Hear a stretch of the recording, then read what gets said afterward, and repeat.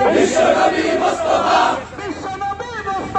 তোমার নেতা আমার নেতা আল্লাহর শরণে ভয় করি না মরণে আল্লাহর শরণে ভয় করি না